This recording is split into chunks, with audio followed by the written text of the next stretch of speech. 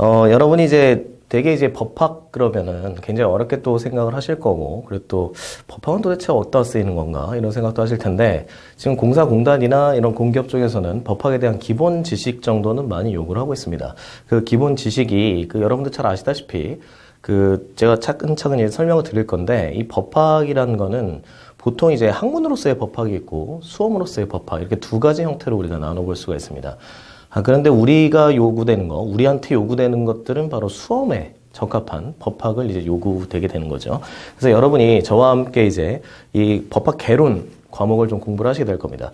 공사공단 공기업에서 출제되는 범위도 법학 개론의 범위를 크게 벗어나지 않습니다. 하지만 이제 단순히 객관식을 외워서는 점수를 받기가 좀 힘든 그런 상황이 됐기 때문에 좀 짧은 시간이나마 법학에 대해서 전반적인 지식을 습득하는 걸 이 강좌의 목표로 삼고 있습니다.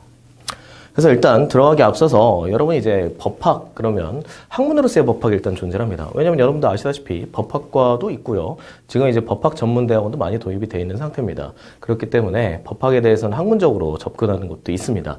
하지만 우리가 앞으로 접근해야 될 거는 이 법학 개론, 이 공부를 하면서 전체적인 이론에 대한 습득도 좀 하셔야 되고 중요 판례에 대한 공부도 좀 하실 필요가 있습니다.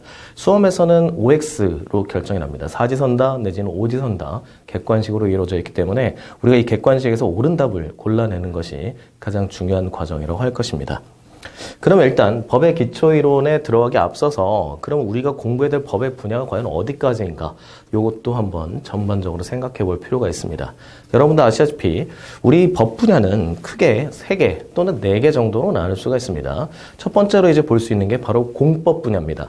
이 공법 분야는 상당히 중요성이 있다고 할 수가 있습니다. 왜냐하면 공사, 공단, 공기업에서는 특히 공법에 관련된 일을 많이 하시게 될 겁니다. 따라서 이 공사, 공단에서 필요한 가장 핵심적인 부분이 바로 이 공법 부분입니다.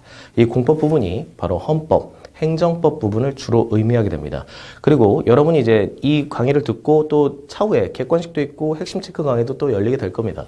근데 그런 것들을 들으시면서 공법적 적용, 그리고 행정청이라든지 또는 공사공단과 또는 개인사의 관계, 이런 것들을 규율하는 게 공법적 영역인지 또는 사법적 영역인지, 이런 것들에 대한 것들도 여러분이 차근차근 공부를 하시게 될 겁니다. 그나마 또 가장 중요한 건 뭐냐면 이 법들을 모두 포괄해서 가장 위에 있는 상위법이라고 할 수 있는 헌법, 이 부분은 집중적으로 또 출제가 된다고 볼 수가 있을 겁니다. 그래서 첫 번째로 여러분이 신경을 쓰셔야 될 분야는 바로